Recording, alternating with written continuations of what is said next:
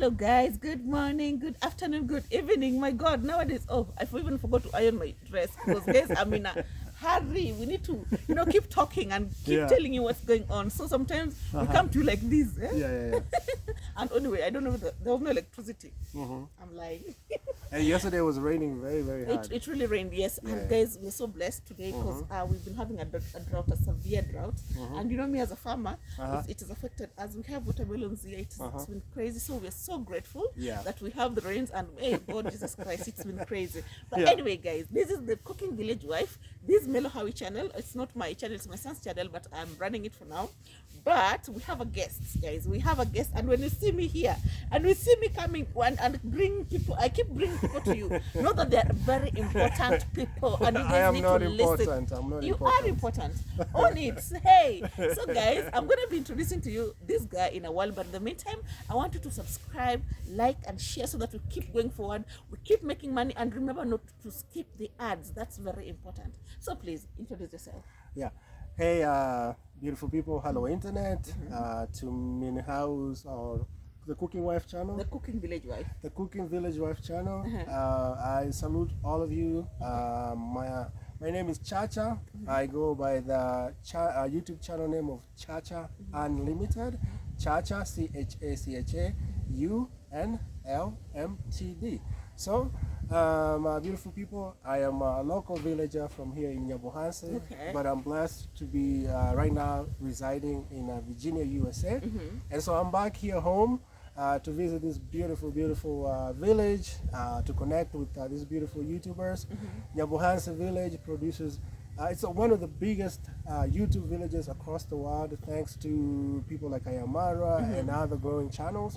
So I'm blessed to be featured here and to have a conversation with the Cooking Village Wife. The Cooking Village Wife. I'll get it. The Cooking Village Wife. You can say Min Howie. With Min Howie. Yeah. So I'm blessed to be here to have a conversation, and I'm also, as a small content creator, also I want to also be able to grow. I produce amazing lifestyle content, travel vlogs, do-it-yourself projects, cooking, connecting my Kenyan heritage, my humble beginnings from a humble village, village roots, to being able to live in small town Virginia. So I connect that connection of my Kenyan lifestyle and my Kenyan heritage with my American experience to showcase our beautiful stories and tell the African story. Wow. Because I believe Africa is a dream, and our goal is to come back home, build, uplift ourselves, because nobody's going to build Africa for us. Wow. We have to build Africa for ourselves. That's very true.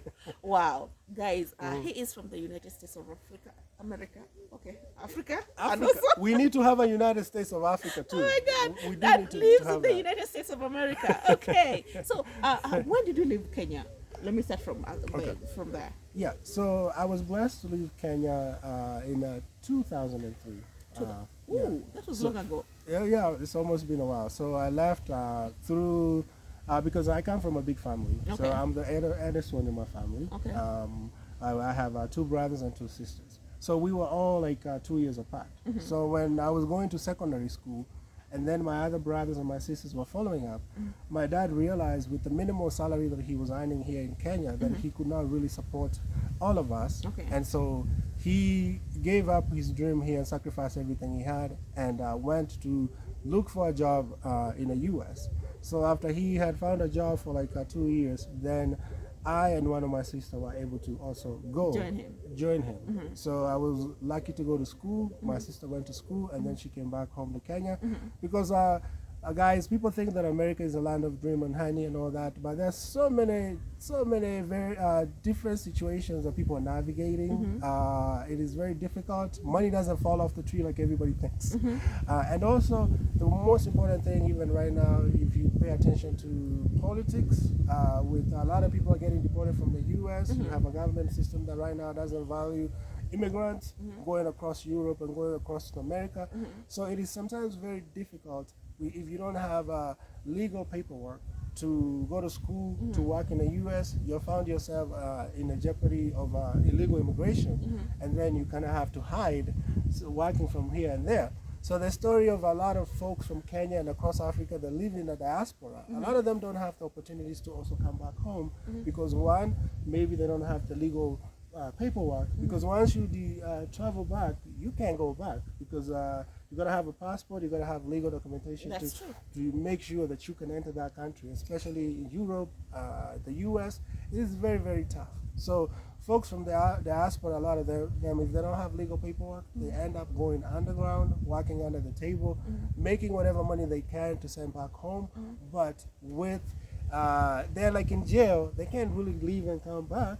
And then for most of us, sometimes that once we got there, you get into the system, you go to school, you get lucky, you get a job like I did, and then you start to build your life.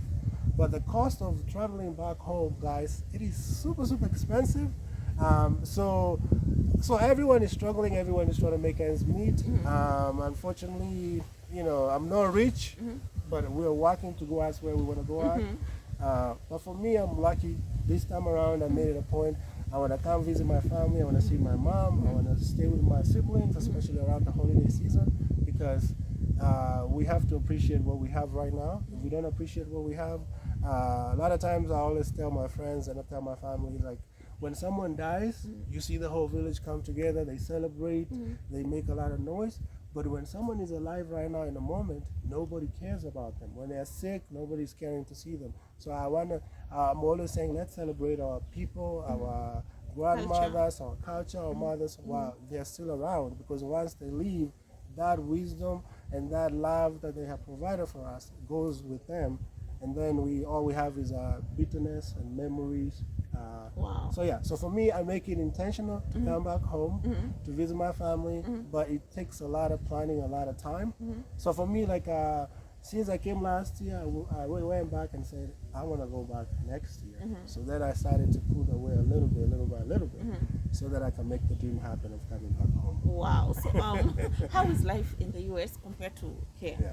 Life in the US, for me, I'm lucky that I have a 9-to-5 job. So I'm balancing between my family, working 9 to 5, waking up at 6 in the morning, getting ready, going to work, coming back in the evening, having to raise my kid, and then on top of that, also do content creation. So content creation is not a full-time job for me. So on top of that, I also have to juggle other responsibilities. Okay. So the cost of living is very expensive. In the US? Is in the US. So here in the village, I'm blessed. I'm blessed. The beautiful air that we have on right now, the sun is shining. I can easily, survive on less than $1 a day. But in the US, the cost of living is expensive. You have rent, you have utilities, you have everything is monetized. Everything is monetized. Everything is so difficult. Here, I can live in a village, live off the land, not have to worry about paying anything to the government. But in the US, even the house that you have is not really your house. Because here, the beautiful thing is, if you have a piece of land or you can afford a piece of land and you can buy it, you can build your own house or you can put up a temporary structure and you leave, nobody's going to bother you. But in the US, if I'm lucky, I borrow money from a bank, I get a house, that house is on a fixed 30-year mortgage, meaning that you're paying monthly payment like rent. So until you finish paying that, on top of that, you have interest that is compounding that you have to pay, and you also have to pay for insurance for that house. So that means that if I default on even making a single payment, the bank is going to come and repossess the house and kick me out, and then you don't even get anything back. So we're leasing that property until you can afford it. So the cost of living is not affordable at all. So the dream for me is to, I think the beautiful thing about being over there is, and the one thing I see here is we have access to opportunities, access to resources, and access to education. Unfortunately, our system here is very not designed to support our people. Like it's almost like you have to pull yourself up to, up yourself and figure out, how to survive. Well, don't you think because the system is like this here, that's why people are able to live freely. They don't have a lot of. But then because the system is there in the US is like that, that's why everything is monetized. So everything is expensive. Yeah. Like I would rather. I'm not trying to go. That's okay. I feel like we are more freer. Like from what you're saying, we are less stressed. Yes. We don't have a lot of, we don't have any unforeseen bills that just come from nowhere. That part, and more than anything else, like here, you're very close. Like, guys, I was welcomed into this community, very wonderful. Like, I visited Brother Dagi yesterday. Okay. And Brother Dagi, before I know it, has introduced me to Carl Joseph. And before I know it, we had Fadela TV. And before I know it, we have Johnny Vlogs. Then I'm meeting you, and I'm meeting so many other people. We don't have that luxury in the U.S. Like, even my Kenyan friends that we live within the same community, I have to pick up my phone and call them like, yo, what are you doing? Well, are you free this Saturday? Even like, if they have a similar age-mate kid like I am, it's like, hey, you want to get the kids together to play? Those are the opportunities that we create so that we can hang out and fellowship as Kenyans. But here, I can just come to a beautiful home. You can just come and be like, yeah, I'm coming to sleep at your place today, and it's just like that. And also, I can just come to your house if I'm hungry and eat. Unfortunately, that's not the case. The system in Europe and the U.S. is based on individualism. Like, it's all about my own self-interest, not about our community, let's build together, all this and that. So that is the sense of appreciation that you see a lot of people in the diaspora that go there. A lot of times we hear a lot of mental health issues that happen because it's very solitary, it's very confining. You can imagine you're like a machine. You wake up in the morning, you go to work. Every day, you come back in the house, you eat, maybe you watch 1 hour of TV or you do whatever hobby you have, and then you go to sleep. And then it's repeat, rinse, over and over and over. It's like you're programmed. You're programmed like a robot or like a computer, so you don't really have that opportunity to really connect with your own self, with who you are, and to really, really live in the moment. Because I don't believe we as human beings that we're supposed to be just working to earn a living. We need to also enjoy the beautiful things around us. That's why I'm looking around here. The air is very crisp. The sun is shining on our face. I can breathe freely, and I'm at peace with myself. It's less stressful. So, it's less stressful. Like last Friday, a week ago, I was in Virginia, USA, and we had experienced the first snow that fell on the ground. So we had to get our boots, we had to get our gloves on, big jackets, and we have to shovel the snow once it falls, and you're freezing. So for me to get away from that 1 week later, and I'm here in this beautiful climate, I'm like, thank God.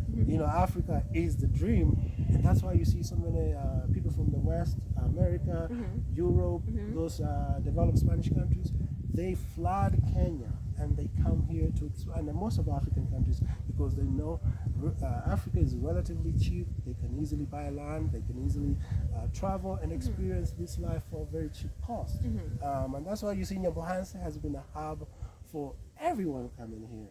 Around Nyabohanse, around Mara's compound, I mean, we have beautiful Jamaican brothers and sisters buying land left and right.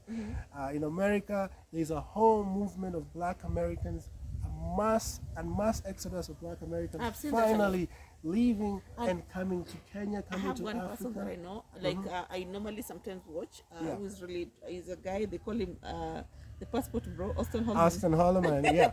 So Austin Holloman, the kid greatest, and then there's another one, I think Travas Culture, there's a lady called Travas Culture. She's building a whole movement of even this celebrity, what's her name? Kelis, she literally lives queen. Yes, and she's producing very beautiful content. But also, it's a shame that we have these Americans that are now coming and showing us what we already have. It's like, but then that's the other aspect of it, is like even like what Maro has been able to do, even building grandma's house in less than 21 days. I've seen a lot of hate on social media. People calling him a scammer, people saying this and that. But it's like when Mr. Beast uses that same platform to build wells in Africa, to do all these other things, nobody's calling him a scammer or anything like that. Yeah. But he has that big influence. So changing that mindset with our own Kenyans, with our own Africans, to say, we are the dream, we have to build this up. Okay. For instance, like one of the things I see, our local villagers don't understand the impact of YouTube, and they call us devil worshippers or Illuminati. But guys, I think it's that ability, access to be exposed to different things, access to resources, access to opportunities, and being able to change ourselves, because we are the ones who are going to be able to build Africa, to build our villages. And now you see there's a whole mecca of these Westerners and Europeans coming, even in Nyabohanse village. and that's also helping to build businesses here and boost our economy and build exposure. Like the cost of land now is super crazy, incredibly expensive here. Yeah, it never used to be like that. Yeah. But then now, if you go to like deeper, it's still cheap. But then now around Nyabohanse, because of access to roads, because of YouTube, it has really like things have changed. Like a land that you could buy maybe for maybe 1,000 Kenyan shillings, maybe $1,000, maybe it's now worth even $5,000 because now of the demand. Impact of YouTube, and the power of storytelling. And what amazes me the most is like the stories our local villagers are telling are simplistic stories about life in the village, and that is the power that I realize, that people out there are dealing with so much stuff going on in the world that they want to sit back at the end of the day and be entertained and see the simplicity of life. So what's your end goal for you? My end goal really is I want to be able to build my channel up. I want to gain, right now I'm at 438 subscribers. Guys, subscribe. Chacha Unlimited. Chacha Unlimited. And so I want to achieve those watch hours. And hopefully once I get monetized, I want to be able to really do, I want YouTube to be my full-time focus. I really want to travel across Africa and showcase stories. You know, there's a lot, I'm seeing a lot of American YouTubers. I'm seeing a lot of Nigerian YouTubers that are made it big, exposing a lot of African places like that. The Hadzabe tribe in Tanzania. Oh, you need to visit there. That's let me tell you for free. That place, when you visit there, you'll boom because of the originality there, and because of the how those people, I don't know. The culture is just something, because they're hunter-gatherers. They're the very last remaining, those traditional African settings, those small tribes that still maintain I feel like culture. Tanzania is very resourceful for content creators. Only that I think there are restrictions nowadays from the government. But if you really follow the procedure and you go to Tanzania, especially visit the Hadzabe, I think you really should. And then you'll be able to get all the watch hours, especially very fast. But then you can try from here for now. But I feel like when you're here, you should. And when things calm down in Tanzania, I think you should visit. That was actually one of my goals I wanted to see, but I think here crossing the border right now is very tricky. Like I'm hearing very sad stories from the last election. So, but that was actually one of my and it will calm down. I don't know how long you'll be around. For how long will you be around? I'll be here until the Christmas break. Okay. Maybe I don't know. Maybe that could be. I think there's still tensions. I think we'll go there when it's safe. And then now when you can. We can be able to, bring the content and also showcase. And I know you're well equipped and resourced. When you come from the American guys, you guys like you're not necessarily like mentally resourceful, and you know what to do, you know what to capture, what to showcase to your audience. So I think you will be the next Stephen Duku. You watch it? I watched Stephen Duku. I watched Tayo Aina. So those are and I'm seeing, because of what I've learned about YouTube is because I'll be honest, like when I first came here, I visited Ayamara, and he gave me a shout out to start my channel.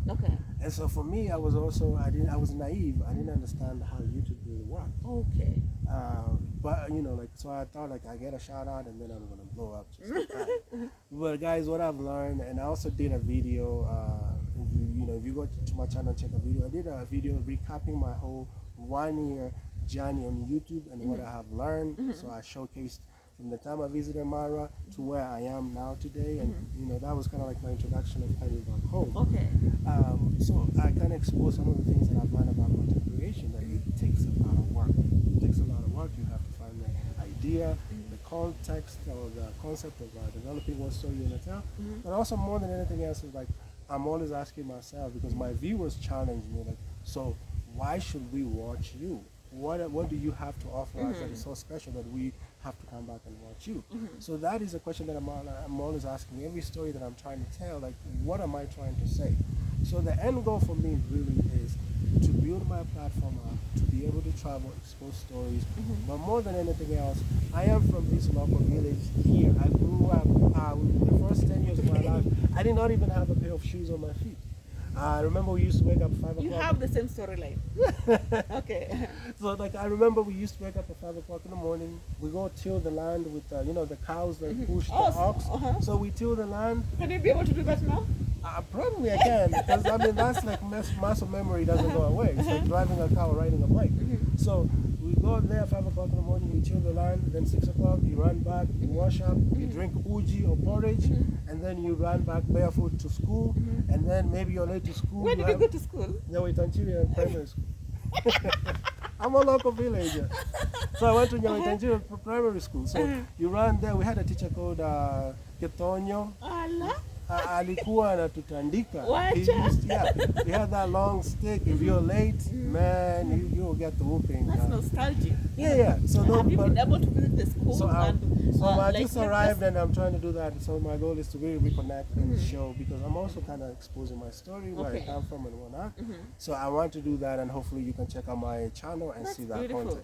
Yeah, so those are the memories that I have that build me to be where I am. And those are the things that make us resilient. Like for me, I feel like you can take me from Kenya, plant me in Russia, the coldest place ever, and I'm still going to survive. Wow. Because our resources, like going to boarding school here, in secondary school, like the way when you're mono, you're from one, the trials that you go through, because I feel like those older students are also kind of punishing you for the same cycle of things they went through. So like in the West, in America or US, the people look at those experiences when you tell them, like, oh, you must have a traumatic childhood. But like you're like, no, it really isn't. That's just typical. Like I think here in Kenya, or in Africa rather, like these things are, we look at it as bullying, but then they don't affect us so much the way they do things. They do not. According to the Western, like compared to the Western countries. Yeah. Like I remember I don't remember being bullied, or even if someone, even if my mom caned me, I don't look at it as being like. I remember my mom or my dad used to, I was caned until like I was 14, until one day I told my mom, like, I'm too old. Like, okay, I'm too old. Whenever I've made a mistake, okay, I get it. But I remember, but that's how we grew up. Not even. Do you look at it as like, oh my mom, I'm traumatized, you did this for me? No, I don't see it like that. Even in school, I remember we were like. Why do you think is it like that? That we like in the Western cultures, anything, maybe even if you shot at a kid, you can be arrested, whatever, you can be jailed even for just maybe pinching your baby. It's then really here, the culture. What is it? Right now, the culture is built on fear. It's fear and control. And I think if you look at the disparity between the rich, like you're talking about the guy who owns the EV vehicles, that is the richest billionaire, like they're quoting him to be like a trillionaire, whatever. But you're looking at those resources and that money that you have. Like you can end poverty. You can end all the things that are happening across the world. The bigs of Bill Gates, the bigs of Elon Musk, and all these tech billionaires, Zuckerberg and everything else. They're amassing this resource so much.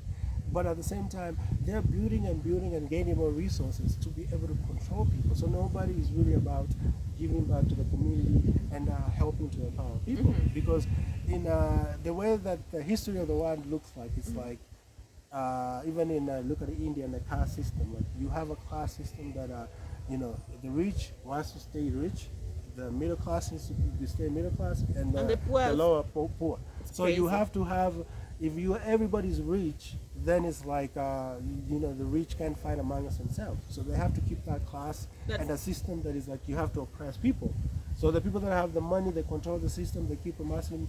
Then they build these small problems. That's why you see they marry the rich, the poor marry the poor. So when the poor people are fighting each other, they're stealing from each other, they don't have time to think about, those rich people that are, it's like, we should be, they are the ones who should be giving us this. But so they have a mind control system where everything has been designed to basically make sure that keep the poor where they are, keep the rich where they are. Keep the rich there. And poverty, and one last thing, poverty is the enemy. Poverty is the real enemy. Absolutely. Now, what are the misconceptions that maybe Africans have, especially for us? You guys are coming from the US back to Africa. And what are the misconceptions that you have? Like you coming around here, what do you think people are expecting of you as a person coming from the USA? Because the USA is like when you talk of the USA, donation from the USA, guys. I received from the USA, guys. I know. Yeah. The misconception is that anytime someone hears, oh, umetoka maju, you're from abroad, or you live in the US or you live whatever, they think that you're loaded. The concept is like, oh, money grows on trees. Yeah. That's what they think. It's like you're loaded.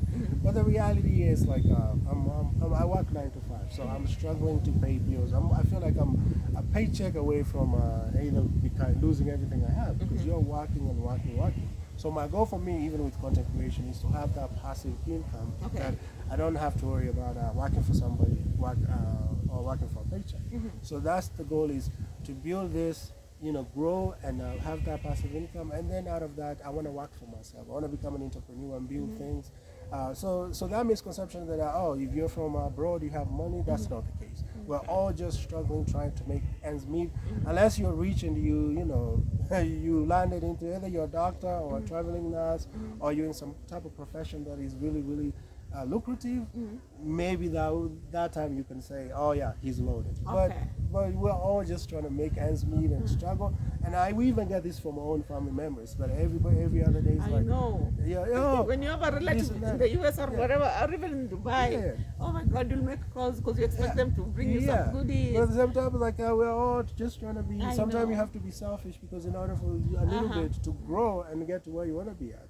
Because otherwise, it's like if it comes and goes, it comes and goes. You can't build yourself, you can't support your family and things like that. Are you married? Do you have a family? Do you have kids? Yeah, yeah. Oh, nice. Okay. So now, what do you think of Kenya politically right now? What do you think of our country?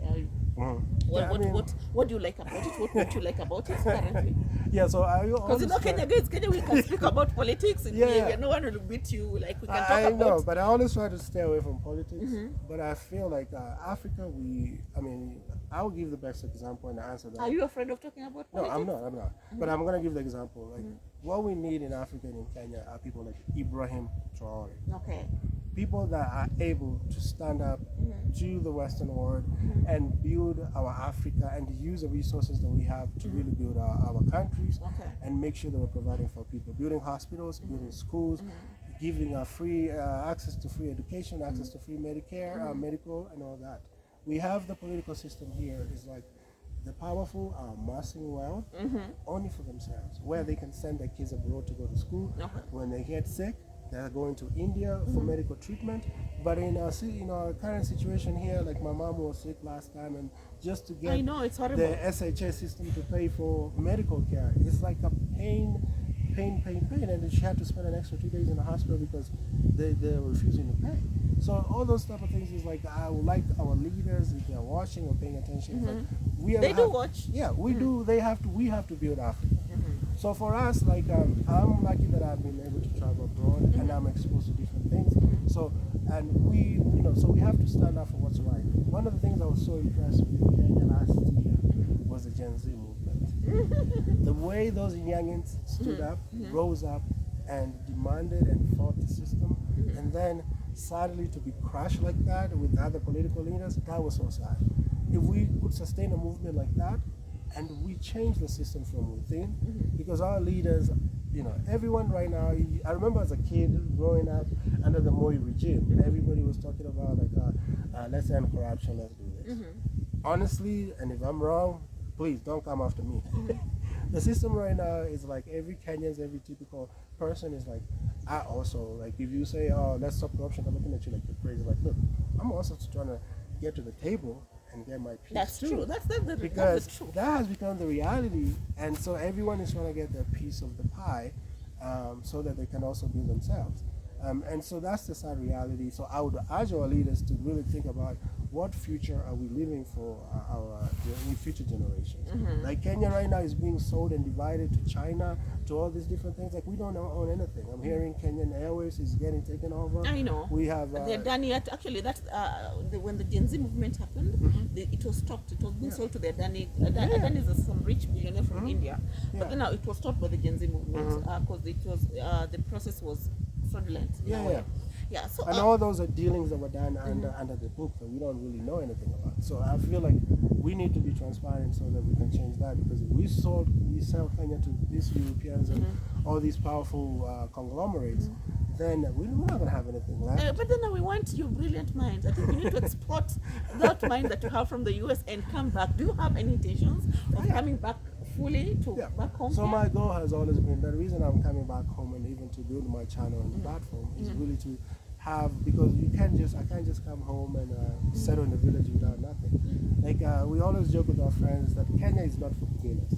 Kenya, if you have a mind and you can think about it, you can achieve anything you want to do. Because we're very smart, we're very capable, we're very resilient, and we don't give up. You're very informed as well. Yeah, we're very informed. Majority of Kenyans, you guys may not know, are very informed, and they know about what's happening around the world. And like many African countries. Those are facts. So with the opportunity that I have, with every little that I have, like I've been able to save so that I can come back home. The goal also is for me to save. I want to be able to come back and live comfortably. Also invest here, and run become an entrepreneur. We have built a business to support the local economy and also comfortably live here, because I feel like this peacefulness, this quiet air, this everything that's going on, this is the quietness, the peace that I need. To have that, and I want that to also be available for my future generations as well. Oh, that's nice. Guys, it's Chacha Unlimited. It's unlimited, or I think it's some unlimited. The unlimited the one L is not without the full. I. Yeah, so U is UNLMTD. So it's just a creative moniker that I came up with. Guys, especially Americans who are watching their fellow Americans. Hey. No, I'm a Kenyan first. I'm a Kenyan. I'm not American at all. You're from? Oh, okay. Yeah, because are you a dual citizen or something? I am a dual citizen. Okay, so you are. You can still come back. I can still. And then you can back. still even. I think. Let's cross fingers that things don't get crazier than they are right now. But we want to get back. I know, so that we can come and fight for our Africa and also export those minds. When you went, Africans, one thing I know about Kenyans, when they're very ambitious human beings. Oh my God, very, very ambitious human beings. And when they go there, they want to educate themselves. They want to know things. They want to know all the life hacks. And I know you've acquired that. I know that for a fact.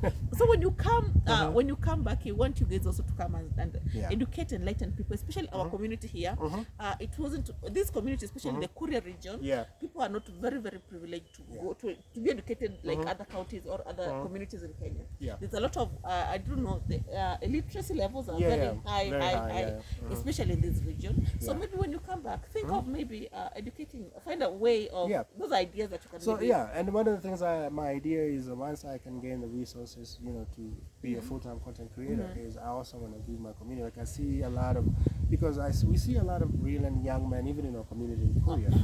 But guys, the killer is school fees. A lot of kids don't have school fees. You have a lot of parents who have to sell land to educate their kids. But then I think the killer is the government for not investing so much from from the early years, Korea region, people, it's like they behave like this is Turkana when it's not. Because you go to Migori here, the people are highly educated. But Korea, for some reason, the government did not invest. It was like marginalized or something. So also like we need our own representation too. Like I think Korea needs its own county. I really feel like we need our own county, and we need to fight to have our own county. Shock on you, the government wants even to reduce the counties to 7. So that like they feel like the counties are so many. So and the country is so small. The country is so small and the counties are so many. The county system, I feel like, has done a lot to develop local communities. Very true. And to go back to your point of education, for me, ever since I was a kid, I knew that education was the key to success. And I'll give this, I don't know if I'm going overboard with the time frame, if you have a time frame or not, but like my great-grandfather used to work for the British when Kenya was colonized. So he got the opportunity to go and fight the British overseas. I think he's in Myanmar or something like that. So he went and fought the British overseas, and I think he saved the life of his British master that he was having while he was overseas. So then, when the war ended, I think it was World War I. When World War I ended, and he came back to Kenya, and the master eventually came back to Kenya. The master came back to Kenya. He was so grateful. The British soldier came back and said, "We're so grateful for my great-grandfather saving his life," and asked him, like, "What can I do for you as gratitude for what you did?" So one of the things that my great-grandfather had seen was he had traveled in Europe with his master soldier, and he realized how people live. Education was a key to success. So he wished that if there's anything you can do for me, give me the resources to send my kids to school.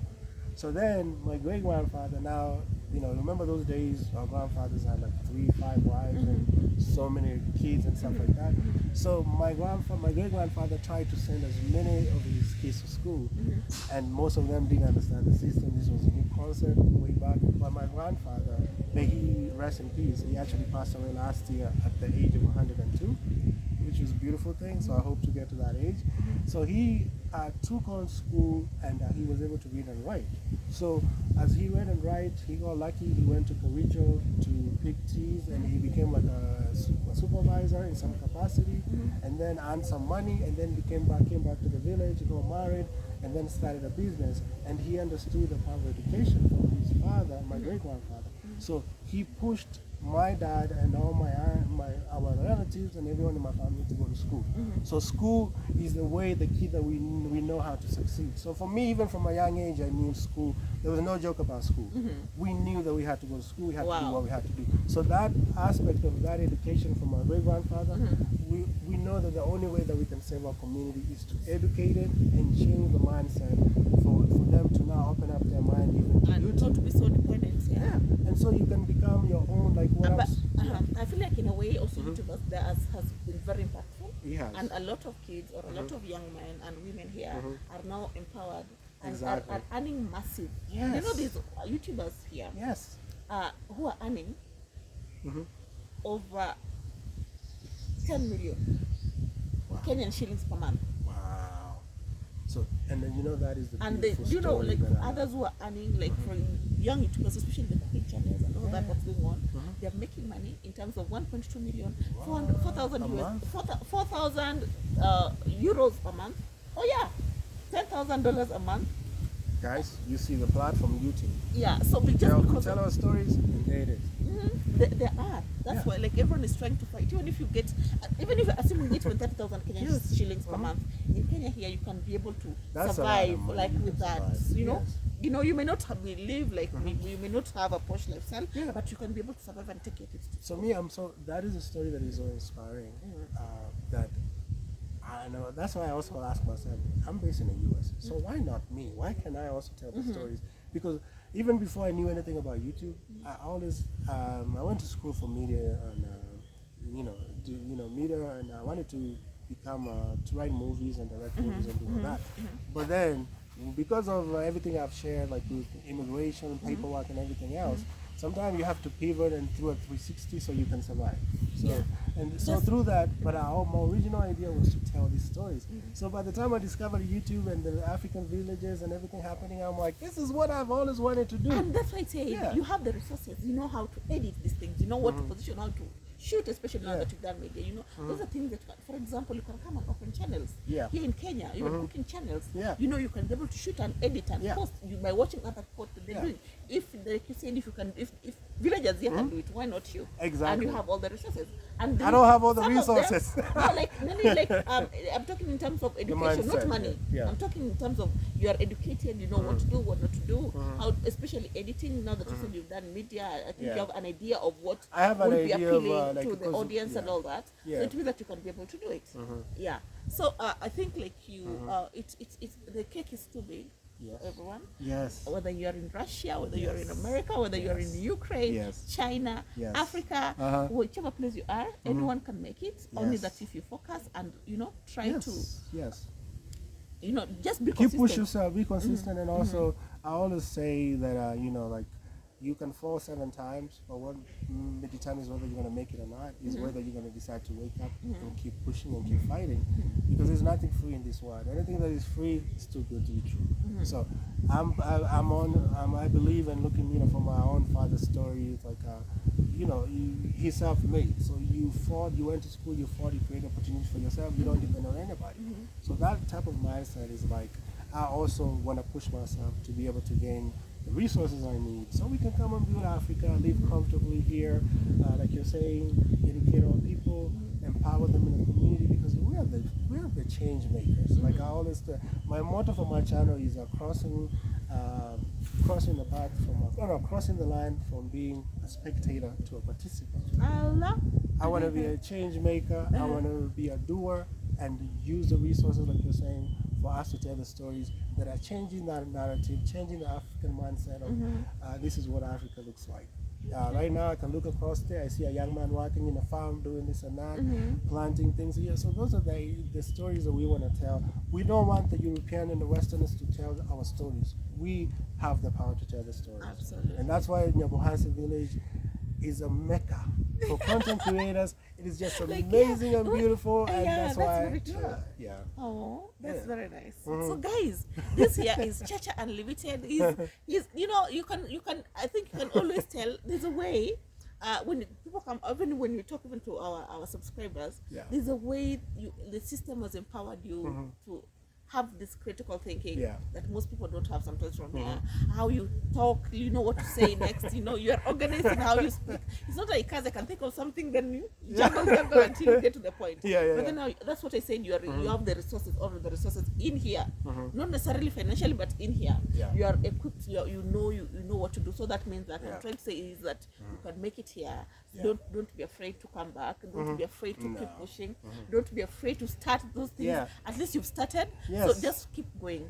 Don't stop. I'll keep going and I'll keep coming back. And we will support you. When you see you, will be like, oh, hey, Chacha Limited. Hi. So my goal is to be here every year. If I make it on YouTube, I'm going to be here because, I mean, like the love I just got yesterday when I visited Brother Dagi, and now everybody was flying, and we're having real conversation. And sometimes, like even Carl Joseph, these are people that I've seen on social media, watching from when Maro had the party in 2023, even watching you when you used to work on Maro and all that. So to be here in real person, to like have this conversation, I feel like I'm truly blessed, and I'm so grateful. And we're also blessed to have you. It's all. And also, we also need to know that we also care about you as much as we don't want to feel like we are coming.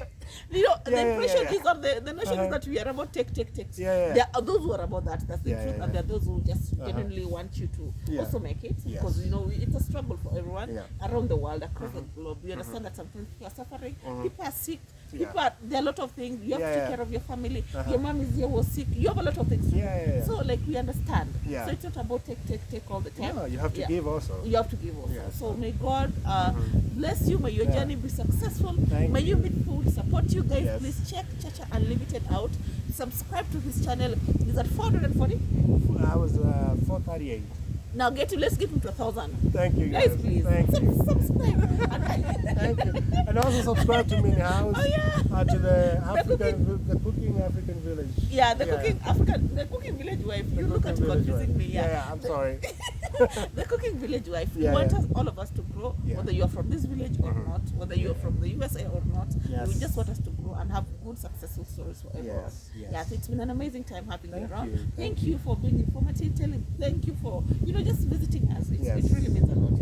And may God bless you. May your journey be successful, guys. Check Chacha Unlimited out and subscribe to his channel. Thank you, beautiful people. Okay, guys. Thank you so much. Thank you, guys. Bye.